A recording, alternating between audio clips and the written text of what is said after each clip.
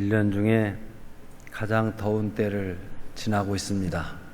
주의 은혜가 함께 하시기를 축원합니다. 오래전에 교역자들이 수련회를 한번 간다고 주일 밤에 출발한 적이 있습니다.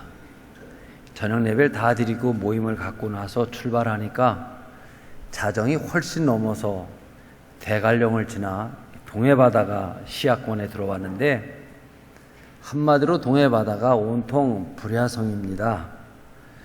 오징어 잡는 배들이 불을 환하게 밝히고 조업을 하고 있는데, 그 다음날 아침 대포항에 가니까 오징어가 싱싱한 게 들어오고, 그 오징어 잡이 배들엔 온통 조명등으로 가득 차 있어서 밤에 이 배들이 바다를 밝히고 조업을 했구나, 그런 생각을 했습니다.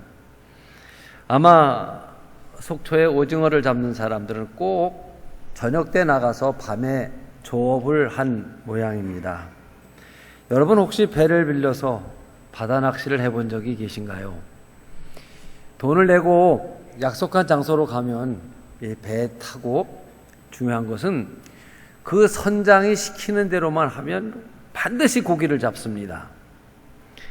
이 선장의 말을 빌리면 계절적으로 잡히는 어종이 다르고, 예를 들어 갈치가 잡힐 땐 갈치만 잡히고, 또 고등어가 잡힐 땐 고등어만 잡히는 거예요. 하루 같은 시간대도 시간과 장소에 따라 잡히는 어종이 다르답니다. 그러니까 돈을 내고 낚시를 가기 위해 간 사람이 잡지를 못하면 고객이 끊어지는 거죠. 그러니까 선장 말만 들으면 반드시 고기는 잡습니다.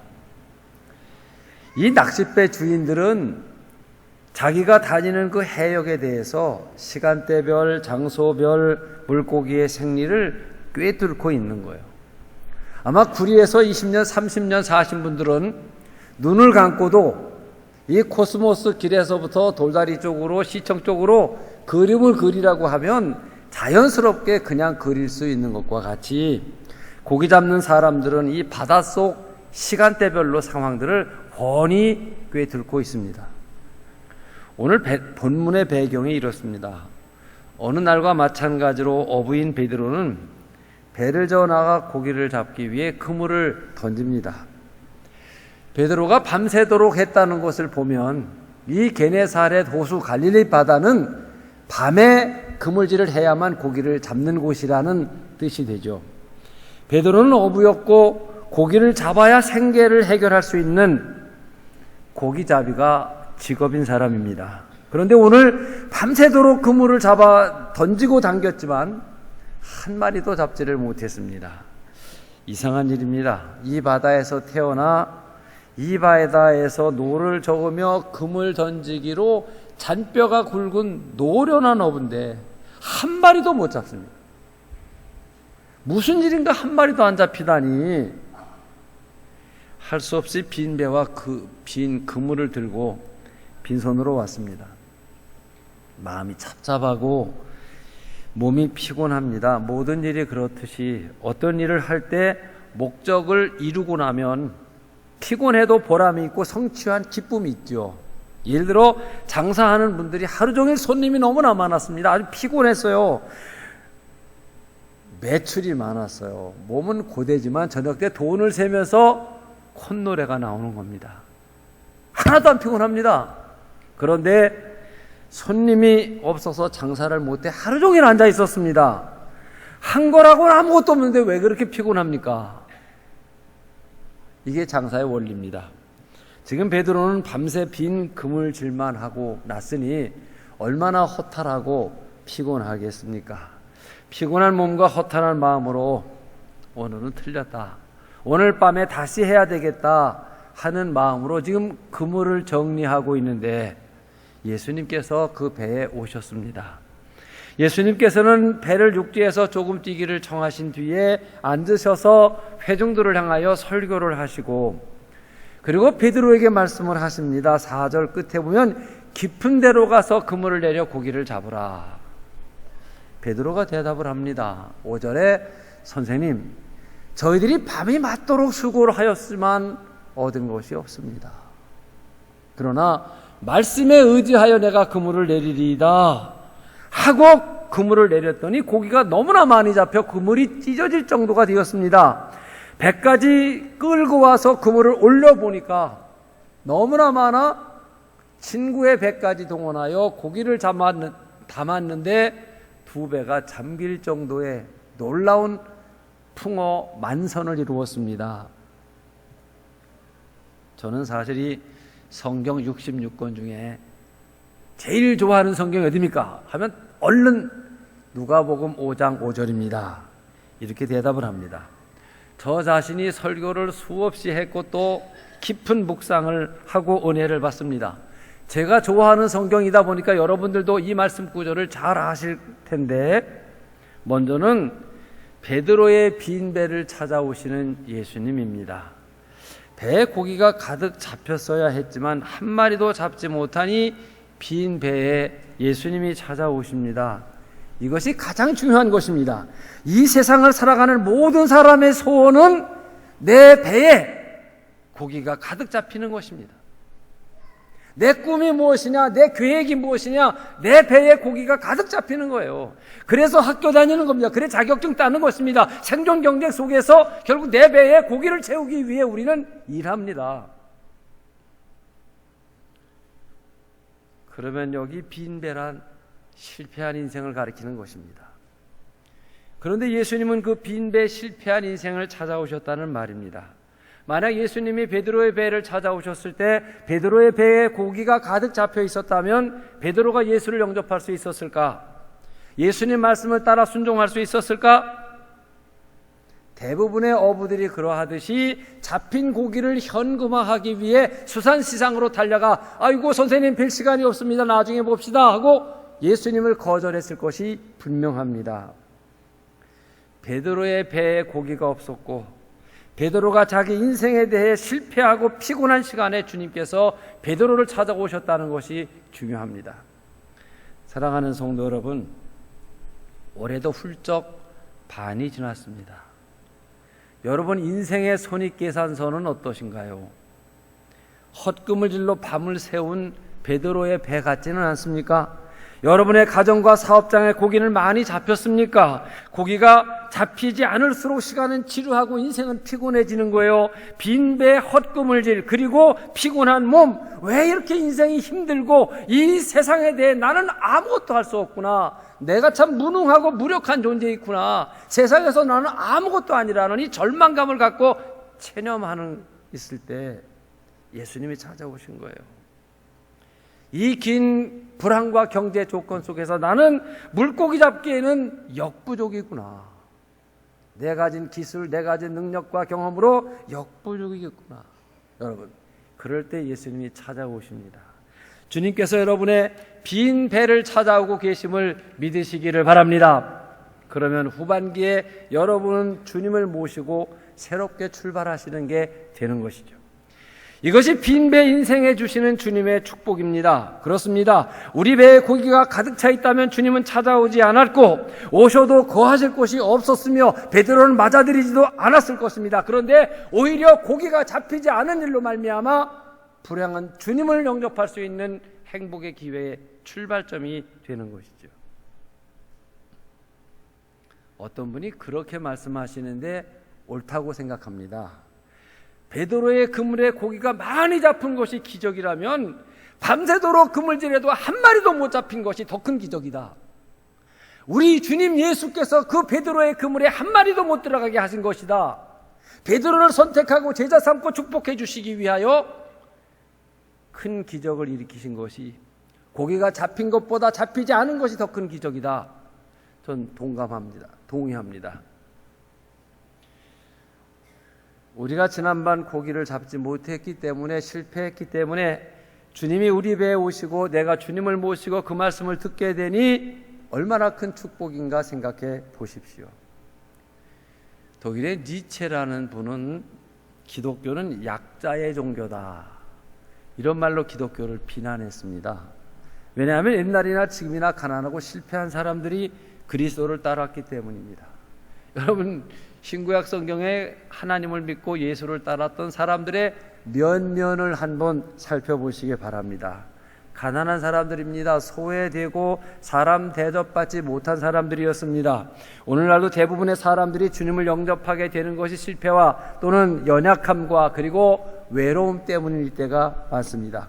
그러나 주님께서는 그러한 사람들로 하여금 주님을 믿게 하고 그 믿는 사람들을 통하여 축복하시고 그들을 통하여 하나님의 영광을 받으십니다. 그러니까 우리의 연약과 고난과 부족은 오히려 기회라는 말이에요. 바울은 고린도전서 1장 26절 27절에서 이렇게 말합니다. 같이 읽겠습니다. 형제들아, 너희의 부르심을 보라. 육체를 따라 지혜로운 자가 많지 아니하며 능한 자가 많지 아니하며 분벌 좋은 자가 많지 아니하도다.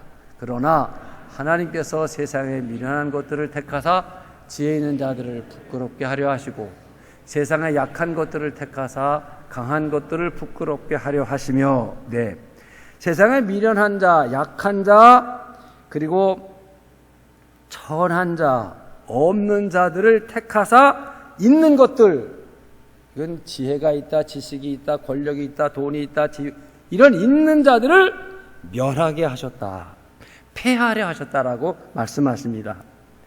그러므로 우리는 실패하여 고난의 때에 오히려 주님께서 찾아오시고 내 인생에 수지 맞는 일이 될 것으로 우리에게 희망을 주신다는 이야기입니다.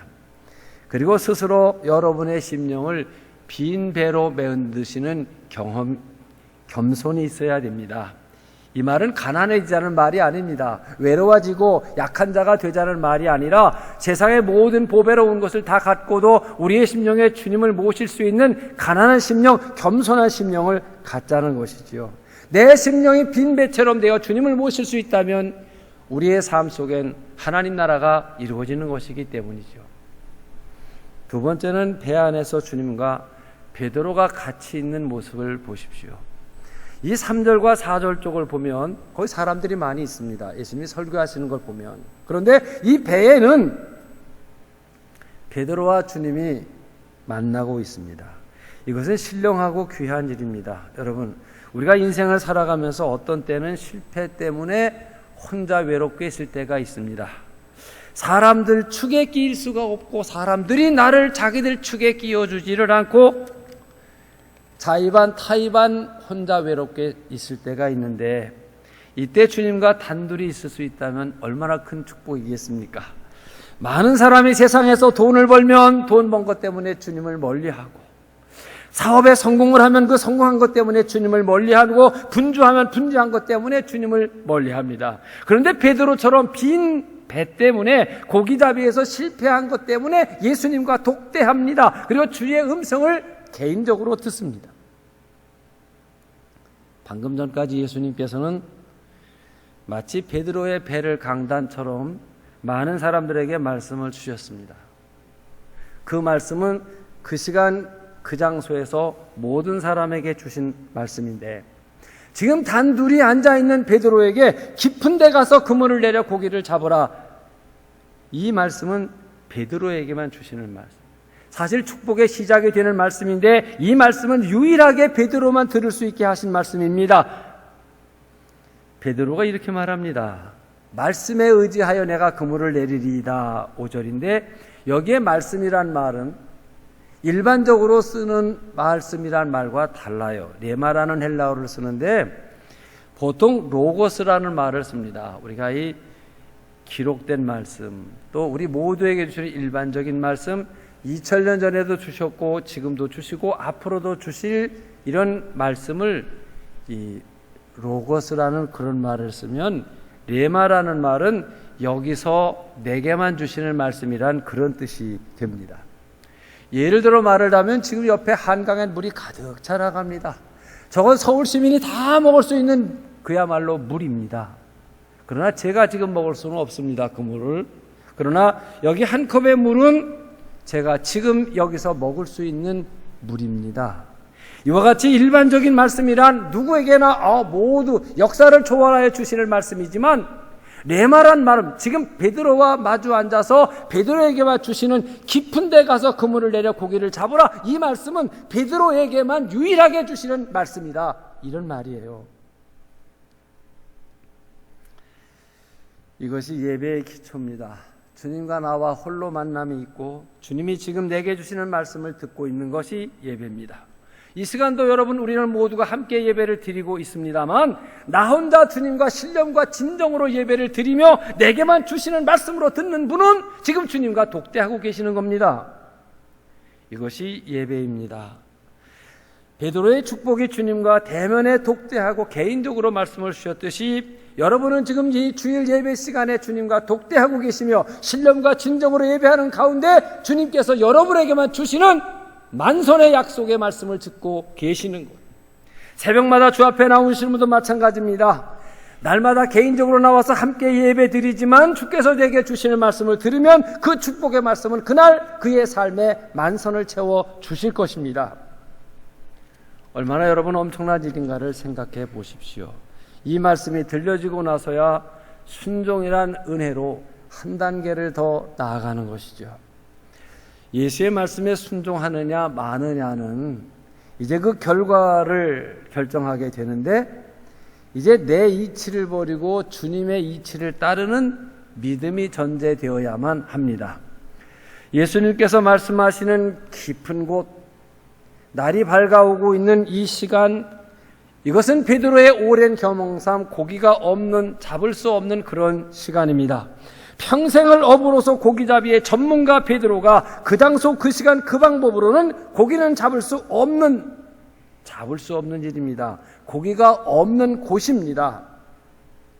베드로가 갖고 있는 어부로서의 모든 경험과 지식을 부정하고 나야 예수의 말씀을 따를 수가 있는 것이죠. 프랑스의 파스칼은 신앙은 인간의 이성을 십자가에 못 박는 것이다, 이렇게 말했어요. 세상을 사는데 익숙해진 우리의 경험과 세상 이치를 십자가에 못 박지 않고는 하나님의 계시의 말씀을 순종할 수 없다는 것입니다. 여러분, 영리한 사람보다 지혜로운 사람이 믿음의 사람입니다. 많은 공부를 한 사람보다 하나님의 말씀을 의지하여 사는 사람이 결과적으로 축복된 삶을 사는 것인데, 주님께서 베드로야, 배를 저어 깊은 데로 가라, 이 말은 내 이치를 포기하라는 말입니다. 베드로의 삶의 이치와 인간의 이치, 십자가에 못 박고서야 주의 말씀은 순종될 수 있고 순종되고서야 고기는 잡을 수 있다는 말이죠. 이제 베드로는 배를 움직이기 위하여 닻을 올려야 됩니다. 닷은 배를 육지에 묶어 고정시키는 큰 밧줄을 가리킵니다. 물론 그것을 평상시에는 끌어올려 배에 싣고 출발하거나 아니면 급하면 그것을 잘라버리기도 하지만, 이 밧줄을 끊고서야 배는 이동될 수 있습니다. 육지로부터 밧줄을 끊는다는 말은 땅에 매인 것, 인간의 경험과 지식과 자본과 기술을 풀어버리고 주님께서 준비하신 깊은 곳으로 가라는 이야기입니다. 그곳엔 베드로가 잡으려던 고기가 가득 준비되어져 있습니다. 물 반 고기 반 분명합니다. 한 번 그물을 내려 2배가 가득 채워질 정도였으니까요. 평생을 그물질했던 베드로가 이런 경험은 처음이었습니다. 이것이 순종의 결과로서의 축복입니다. 그리고 순종은 내 이치를 버리는 밧줄을 끊는 것과 같은 것입니다. 여러분, 구약 성경이나 신약 성경이나 모든 기사와 이적의 전제가 벙어리가 돼야 은혜를 받습니다. 예수님이 행하신 신약 성경의 기사와 이적이 수십 가지인데, 그 첫 번째 대표적인 기사와 이적이 가나 혼인잔치집에서 물로 포도주를 만드신 일이에요. 손님이 많아서인지 포도주를 적게 준비해서인지 떨어지자 예수의 어머님께서 하인들을 불러놓고 2장 5절을 보면 너희에게 무슨 말씀을 하시든지 그대로 하라, 벙어리가 되라, 이 말이에요. 내 이치에 맞네 안 맞네 말하지 말고 하라는 대로만 하라는 거예요. 이렇게 하면 될 것 같으니 될 것 같지 않느니 인간의 이치로 말하지 말고 시키는 대로 하라. 벙어리가 되라. 여호수아 6장을 보면 참 그 한마는 여리고성이 무너집니다. 40년 전 그 성 정탐한 일로 40년 광야하고 대부분의 사람들이 다 죽었습니다. 그리고 40년이 지난 그 성은 변함이 없습니다. 주님께서 명령을 내리십니다. 하루에 일어나 아침에 일찍 한 바퀴를 돌아라. 7일은 7바퀴 들고 소리 지르라. 전제! 말하지 말고 벙어리가 돼서 돌라는 거예요. 벙어리가 돼서 아무 말도 하지 말고 걸어야 됩니다. 발언권을 주면 무슨 말을 하겠습니까? 여러분 온갖 부정적인 아니 이렇게 해서 저 성이 무너지겠냐? 그 말 단박 나오지요. 그게 사람의 이치입니다. 이런 방법으로 성은 안 무너진다가 그들의 세상산 경험과 이치입니다. 그런데 입에 재갈을 물리고 돌아라. 그리고 순종해 봤더니 성은 무너졌습니다. 얼마나 놀랬겠습니까? 사랑하는 성도 여러분, 모든 기적은 하나님께로부터 오는 직선적인 특별한 은혜입니다. 초자연적인 일이요 비자연적이기도 합니다. 이것은 이성의 한계를 넘어서는 거기 때문에 인간의 이성으로는 헤아릴 수 없고 그렇기 때문에 순종하지 않아서 성경 속에 있는 모든 축복의 약속, 만선의 약속이 책에 그냥 있고 우리는 우리의 이치대로 세상을 살아 매일 빈대를 만들고 있는 거예요. 하나님은 언제나 믿음의 순종을 통하여 그 순종한 사람을 축복하십니다. 성경의 모든 기적 과정은 믿음의 순종입니다. 순종은 축복의 자리에 우리를 데리고 가는 과정입니다. 베드로의 순종은 한마디로 고기가 있는 곳 깊은 곳에 배를 저어 그물을 내리는 것입니다. 그리고 결과는 잡혔습니다. 기적의 자리, 축복의 자리로 가는 과정이 그런데 인간의 이치 때문에 어렵다는 것입니다. 우리의 삶에 주께서 어떤 말씀을 하면 왜 그런가 묻지 마십시오. 무조건 순종하십시오. 5개를 해라 그러면 2개를 붙여서 7개 하려고 하지도 말고 2개를 빼 3개 하려고 하지 마세요. 그러면 결국 순종도 아니고 자기는 바보가 되고 마는 거예요. 하나님의 말씀이 순종된 것이 아닙니다. 왜 깊은 곳에 그물을 내리라고 하는지는 해보면 순종해보면 아는 것입니다.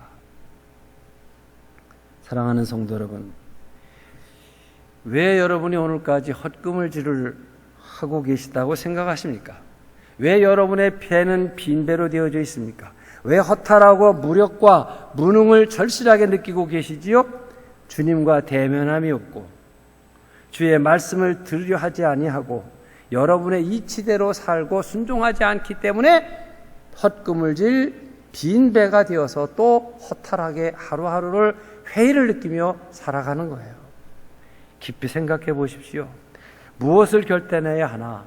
순종을 결단하는 것입니다. 주님은 바다를 지으셨어요. 수만 가지의 어족들을 만드셨어요. 그 수만 가지 어족들의 생식 본능의 원리를 주셨어요. 사시사철 계절의 변화를 주시고 더 중요한 것은 베드로를 더 잘 아시며 베드로의 경험과 고기 잡는 기술 정도도 주님께서 아신다는 사실입니다. 한마디로 전지전능하신 그분께서 깊은 데 그물을 내리라. 순종하면 됩니다. 그러면 동료들과 함께 만선의 기쁨을 누린다. 이것이 오늘 본문의 메시지입니다. 우리에게도 마찬가지입니다. 주님께서는 세상을 지으셨습니다. 구체적으로 오늘도 역사를 주관 심판하십니다. 정치도 경제도 국방도 그리고 우리들도 구체적으로 주님이 인도하시며 여러분보다 주님께서 여러분을 더 잘 아십니다. 주님 말씀하십니다. 내 이치대로 하지 말고 깊은 데 가서 그물을 내려 고기를 잡으라. 신앙 원리에 순종하십시오. 순종이 곧 고기가 많은 곳으로 가는 길입니다. 순종 자체가 목적이 아니라 고기 잡는 게 목적이에요. 근데 고기 잡는 과정이 믿음의 순종을 통해서입니다. 6절 그렇게 하니 잡은 것이 심이 많아 그물이 찢어지는지라. 7절 그들이 와서 2배의 채움에 잠기게 되었더라. 할렐루야. 마지막으로 이 많이 잡힌 고기에 대해 생각해 보면 여러분, 올 후반기 정부의 여러 경제 지표들을 이렇게 보면 자신이 없는 것 같아요. 정부가 출범할 때는 기본 인건비를, 그렇죠? 네, 최저 인건비를 시간당 얼마 하겠다. 작년에 확 올랐어요. 시끄럽기도 했어요. 근데 이번엔 조금 올린 동 많은 동 올렸어요.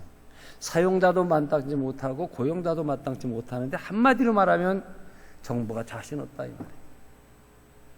벌려놓고 대책이 없다 그 말이죠. 한쪽 말만 듣고 할 수가 없다 이런 말이 되는 거예요. 여러분 어떻게 생각하십니까? 올 후반기에 물고기는 잘 잡힐 것 같습니까?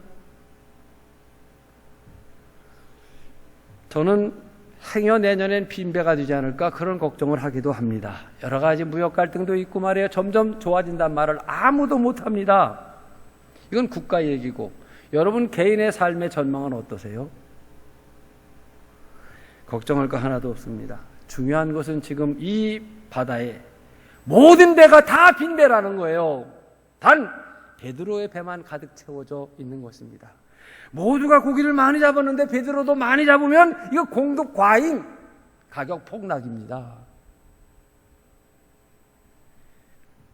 많이 잡느냐고 수고만 했지 수입이 없는 거예요.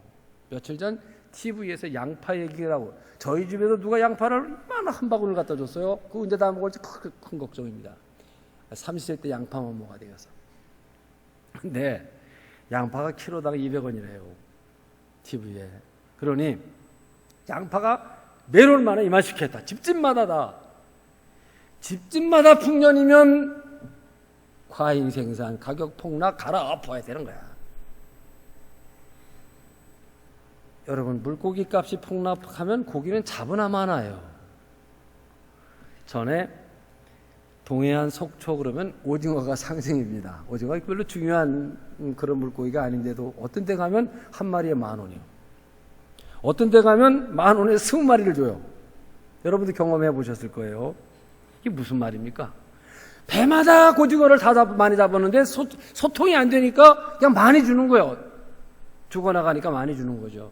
또 이 사람 입이 신기하게도 비쌀 땐 맛있고 똑같은 오징어도 많이 줄 땐 맛이 없는 것 같이 느껴지지요. 남들이 다 잘 될 때 잘 되는 것은 축복이 아닙니다. 모두가 안 될 때 잘 되는 것이 축복입니다. 다른 사람은 안 되길 바라는 말이 아니에요. 모두가 고기를 못 잡고 허탕친 날 베드로의 배는 만선입니다. 이것을 요즘 표현으로 대박이라고 말합니다. 열왕기상 17장 15절 16절 쪽을 보면 사르밧 과부 얘기가 나옵니다. 자, 올해 3년 6개월이라는 긴 흉년과 이 기근으로 못 먹고 전염병이 퍼져 쓰러집니다. 엘리야도 기근을 피해 사르밧에 왔습니다. 거기 한 과부 모자를 만났더니 한 움큼 몇 방울 기름으로 먹고 죽으려고 한답니다. 근데 엘리야가 이렇게 해라 그랬어요. 그러면 가루통에 가루가 마르지 않을 거다. 기름병에 기름이 마르지 않을 것이다. 성경의 중요한 말. 엘리야의 말대로 하였더니 저와 엘리야와 여러 식구가 먹어도 통에 가루가 마르지 아니하였고 기름병에 기름이 마르지 아니하였더라. 열왕기하 4장 7절 이하를 보게 되면 엘리사 시대의 이야기입니다. 선지자 생도가 또 남편이 갑자기 죽어 이 아들은 여럿인데 다 채권자에게 종으로 팔려갈 위기에 엘리사에게 나옵니다. 엘리사가 그에게 너희 집에 뭐 있냐? 기름 한 병이 있습니다. 그래? 동네 나가 그릇을 빌려와라. 이렇게 해라. 성경은 이렇게 말 엘리사의 말대로 그 기름으로 팔아서 빚을 다 갚고 그들이 끝까지 자주택하게 살았다는 그러한 얘기입니다. 모든 사람이 다 똑같이 되어지면 그것이 무슨 기적이며 무슨 축복이겠습니까, 여러분? 예수님께서는 누가복음 4장 25절 27절에 엘리야 시대와 엘리사 시대 이야기를 이렇게 하십니다. 4장 쪽이요. 예, 같이 읽습니다. 시작.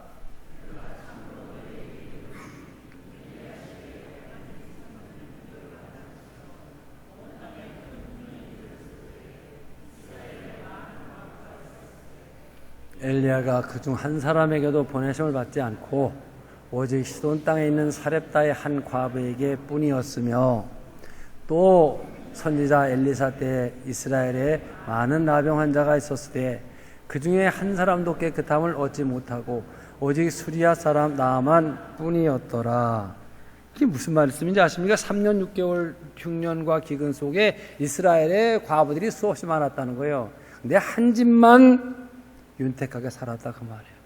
엘리사 시대에 아람 나라의 문둥병자가 한두 명이 아니었다는 거예요. 그런데 군대 장관 나만만 엘리사에게 와 요단강에 7번 씻으니 어린아이와 살같이 여전하여 되었더라. 모든 문둥병자가 다 낫다는 게 아니라 엘리사의 말에 순종한 나하만의 문둥병만 나았다는 이야기입니다. 한마디로 모든 사람이 다 받는 은혜는 은혜가 아닙니다. 모든 사람이 다 풍요로울 때 풍요로운 풍요가 아닙니다. 모든 배에 고기가 가득 찰 때 나도 고기를 많이 잡으면 가격 폭락, 고생만 하는 것이지요. 하나님께서 주시는 은혜는 선물로서의 축복입니다. 여러분, 선물을 모두 나눠주는 건 그건 배급이지 무슨 선물이에요. 한 사람에게 정성을 다해 사랑으로 주는 게 선물이지요. 하나님의 은혜는 선물로서의 축복임을 믿으시기를 축원합니다. 사랑하는 성도 여러분, 철저하게 예배 생활을 계획하십시오. 주님과 1:1 독대하는 그런 삶을 사십시오. 날마다 내게 주시는 말씀이 들려지고 그 말씀에 순종하십시오. 이것이 깊은 곳에 그물을 내리는 삶이에요. 그리고 동시에 그물에 고기가 가득 잡히게 하는 비결입니다. 여러분의 영혼이 잘되고 범사가 잘되고 강건케 되시는 축복이 있기를 축원합니다. 여러분의 그물과 배에 풍어 만선의 역사가 이루어지시기를 축원합니다. 기도하겠습니다. 사랑하시는 주님, 베드로의 빈 배에 주님 계셔서 깊은 데 가서 그물을 내려 고기를 잡으라. 선생님, 우리가 밤이 맞도록 수고하였을 때 잡은 게 없습니다. 그러나 말씀에 의지하여 내가 그물을 내리리이다. 그리한즉 애운 것이 심히 많아 그물이 찢어지는지라. 이 말씀 뜻 깊이 깨닫고 날마다 주님과 마주 앉고 주의 음성을 듣고 그 말씀 순종하여 풍어 만선을 이루는 우리의 삶이 되게 해 주시옵소서. 귀하신 예수님 이름으로 기도하옵나이다. 아멘.